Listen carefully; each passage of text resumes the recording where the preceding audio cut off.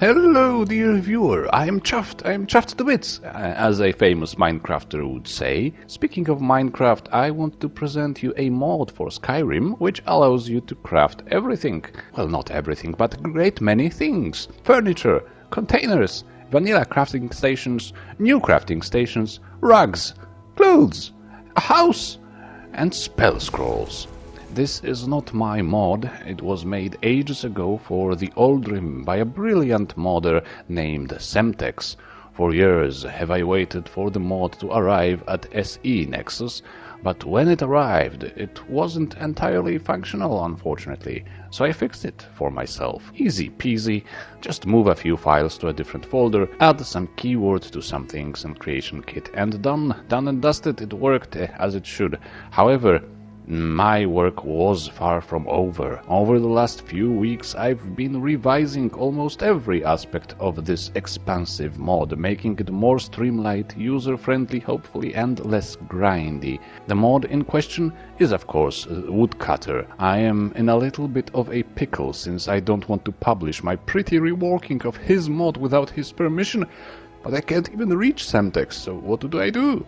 Well, I waited for a reply long enough, and the Woodcutter SE port currently available on Nexus doesn't really work, out of the box at least, so I am going to publish my version. Worst case scenario, Semtex will shut it down and destroy me, and it will be horrible.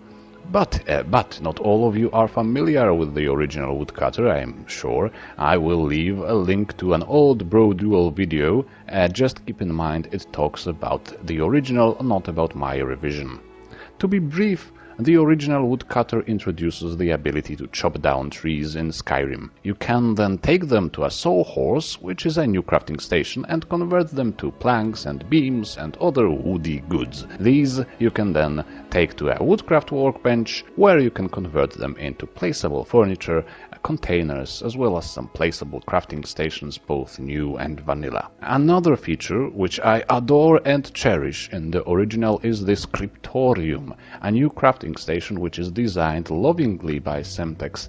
He had to tinker with Skyrim's animations to make it immersive, you know, so you can sit down and you can visibly write things down. That's sweet and cute, but it's not the easiest task to pull off. And it works and it gives you the ability to copy every scroll and book in the game, most importantly, the spell scrolls. You need a quill and some ink to do that, both of which you can also craft yourself at a Scriptorium. I added a few alternative recipes for ink, because they were, as most recipes in the mod, rather steep, rather hard to get all the resources. It makes the life of any character, the feature in question, it makes the life of every character willing to use scrolls frequently much easier.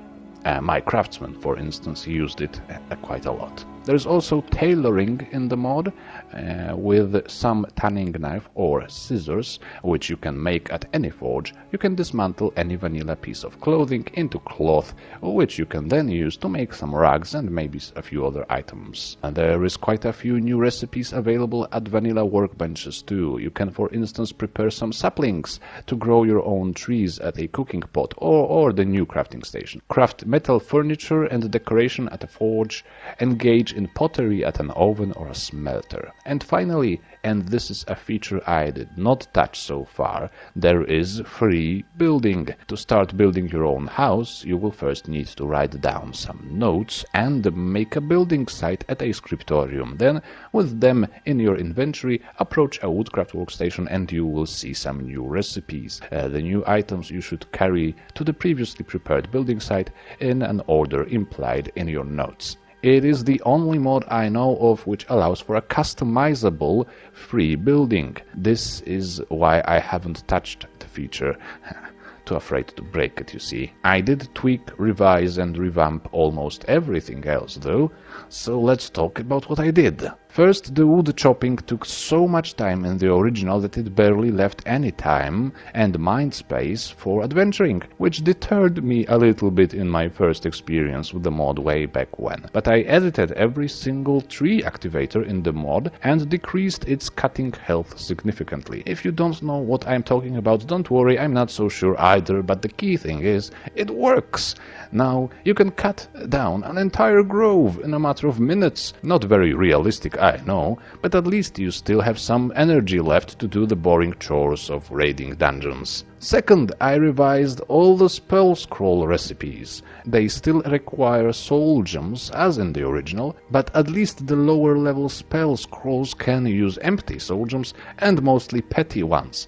Also, in the original, a player could only copy a scroll in their inventory, but now you can also write scrolls for every vanilla spell you already learned. Even the ones that didn't have a scroll, like Conjure Rathman from the Dawnguard or Stendar's Aura, also from the Dawnguard, or Poison Rune. I'm not sure if it originally had a scroll, but it has now anyway. This can potentially be very good for some strange, unorthodox character builds I will make one day if I don't die. Oh, and I also have a patch for Frostfall, where you can craft a scroll for every spell from that mod. And a patch for Campfire, so you can create your first sawhorse from the Campfire survival crafting menu and convert some woodcutter branches into campfire fuel. Nice! Third, I severely decluttered the vanilla crafting menus. It was, in my humble opinion, a major problem with the original Woodcutter, especially while running it with other crafting mods. The Forge/Anvil menu was really tough to navigate at times, so I added a special tool called Craftsman's Hammer, and now, if you have it in your inventory, all the Woodcutter's recipes available at a forge, like Dwemer furniture and strong boxes and the like, will be shown. Leave the hammer somewhere safe, and all this clutter should disappear, so you can focus on armor and weapons. Similarly, a smelter and an oven were cluttered with many pottery recipes. Now you need to have at least one bit of pottery clay in your inventory for them to show up. Remember that pottery clay is not the same as a standard clay that you mine in the game. You need to prepare a normal clay at a woodwork workbench first. Fourth, I streamlined the entire crafting experience by reducing the number of different workbenches you need to achieve your full carpentry potential. So in the original mod you had several levels of workbenches, and some most useful recipes were only available at the top of the chain. So to get the nicest furniture and to be able to craft an enchanting table, for instance, you had to first craft a farm workbench at a sawhorse, and then craft an upper class bench at that bench, and then craft a noble bench at that one. And they all had pretty resource heavy recipes, requiring you to spend so much time on tree cutting and resource gathering before you could make your own enchanting table that it wasn't really worth the hassle. By the time it was all said and done, you probably already owned half of Skyrim's houses with their own enchanting tables and all the other amenities. Now you only need a sawhorse, and then make any woodcraft workbench and you are set. All the appropriate recipes are available to you. Given that I simplified and overhauled every single woodcraft recipe, I think it will be significantly less time consuming to customize your home and any home in the game. Fifth, I expanded the tailoring feature by making all the vanilla clothes craftable. Originally, Semtex only used tailoring for dismantling clothes and making rags out of them. I think it's because there was like a flood of clothing crafting mods for Oldrim, so he didn't want to overlap. Nowadays, there's quite a few, don't get me wrong, but as far as I was able to check them, there is always some problem with them. They either don't cover certain rarer items like Dunmer clothes from Solstheim, or they don't offer unenchanted versions of unique items, which they totally should, or they don't require a tool to be shown in the crafting menu, so they clutter that menu severely. So I fixed that too, and now you can make most, if not all, clothes, including, for example, a non-enchanted version of Archmage's robes with the cloth items from Woodcutter mod, as long as you have either scissors or a tanning knife in your inventory. And sixth, but in my heart, the first For the players who would like to do something else with their life than constantly browsing the crafting menus, I made a nice little shop in Rorikstead. It's very atmospheric, it has all these dusty light beams, it's fully nav-meshed,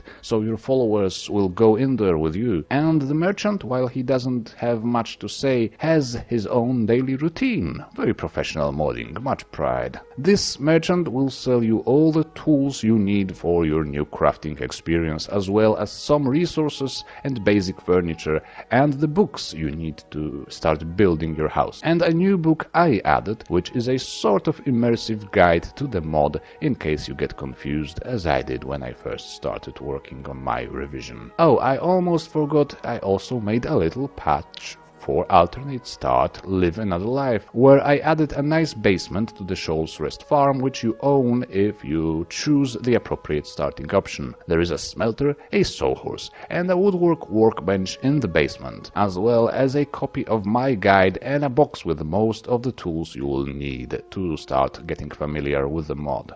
So now you know why I am chuffed to bits indeed. If at the time of you watching this there is no link to the mod in the description, it means one of two things. One, I am still working on the upload because I need to test a few things and prepare the mod page properly, or two, Semtex has returned from retirement and decided to punish me severely for my misdeeds. In all likelihood though, the mod is ready for you to enjoy, or will be ready in a matter of hours or one day. So go enjoy, and we will see each other again.